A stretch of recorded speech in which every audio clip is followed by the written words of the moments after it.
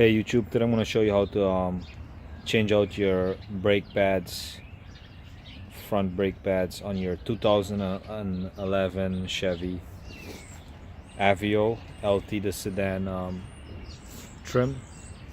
Alright, first thing you want to do, park the car on a level surf ground if you can.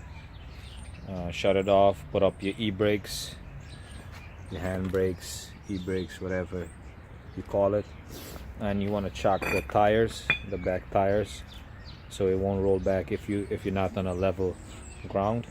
I'm on a level ground here, and first thing you want to do is break the lug nuts loose. I already started. The lug nut size is 19 millimeters. You want to break them like half a turn before you jack it up. And on this car, it has this plastic cover, so this is 19 mm. These don't come out. You just gotta loosen them and all of it, and then pull it out gently. You don't want to break the clips.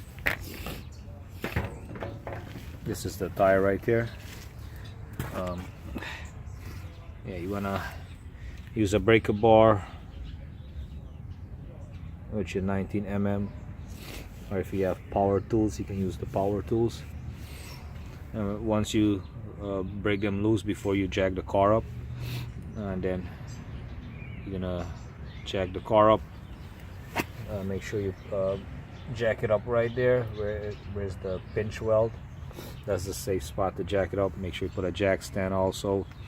Leave the jack for extra protection. You can put the tire under the car if you want.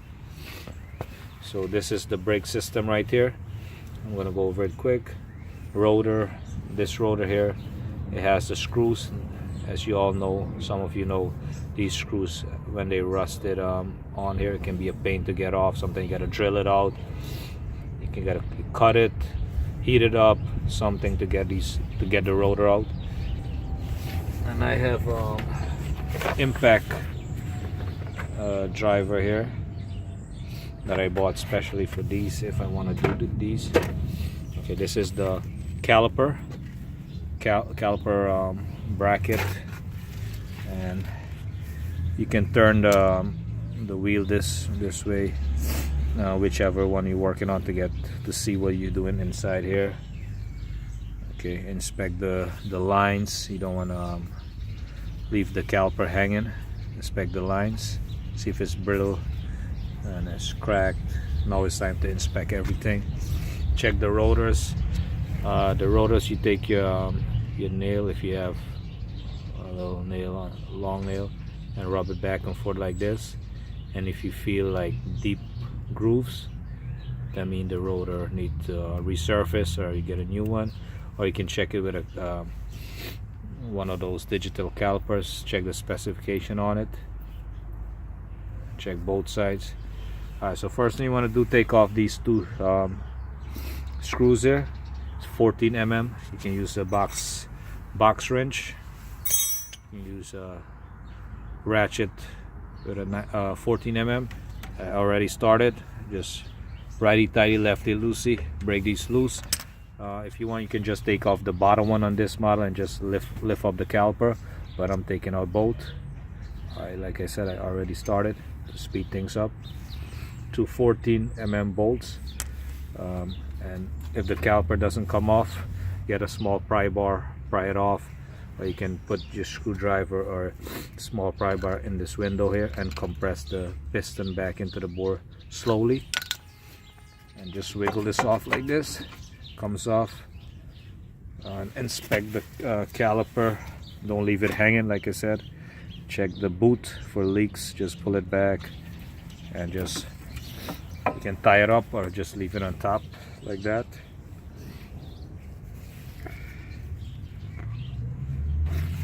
And these are your brake pads right here. Simple to do. And always check these guide pins. Make sure they slide back and forth like this easily. You can take them off. Just pull this off move the boot, clean it up, put some this, all I have right now is this, but try to use like lithium grease, white grease, synthetic ones. Those last longer. So I'm gonna pry these brake pads out if they can't come out. Okay. As you can see, this brake pad is not that bad. It has a lot of material on it, as you can see here. And you want to clean the contact points that the brake pads ride on. Clean them, put some lubes here, take out the inner one. Same way, you just pry this out, same way like I did with the old one. Get your new one, make sure you put lube on the contact points, clean them up. If you're using back the same one, if they're good, all over. And this is how you put it back in. Make sure it fits in that notch there on top. It's not supposed to have any resistance to go in. It's supposed to go in like firmly, smoothly. Okay. And your piston, you have to compress the piston back into the bore, and you're gonna use a C-clamp. Have a C-clamp right here. What you want to do is put the old brake pad here. Let's take out this one here.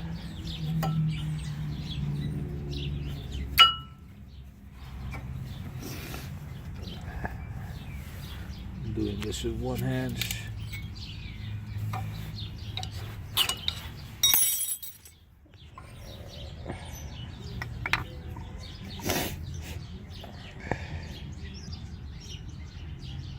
Okay, you put your old brake pads here like this.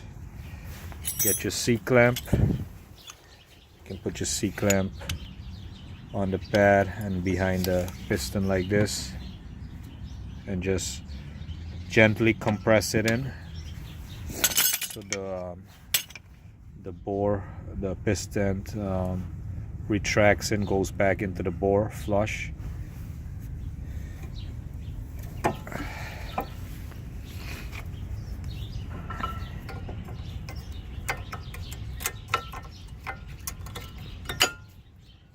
This one doesn't need the change and stuff. I'm just showing you so you can do it on your own. You can save some money. I just got to clean everything up and use brakes cleaner and stuff if you have to.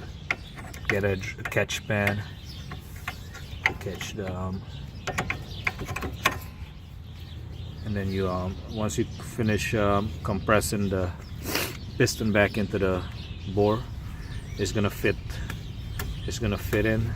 You need to compress it because the new brake pads is thicker, so that it won't fit. And you put your screws back on,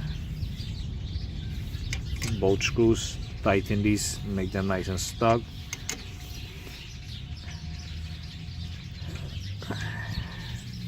And you put everything back in the opposite order you took it off. And before you start the car, make sure you pump up the brakes so the piston pushes back onto the brake pads and clamps the rotor, so the car won't, when you start it up and you put it in drive or reverse, the car won't like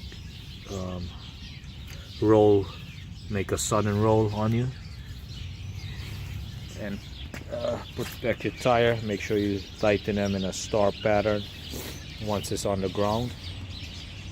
And that's it. The driver's passenger side is the same, and it's very simple.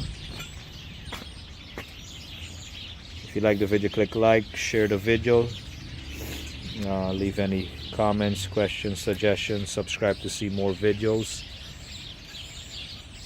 and thanks for watching.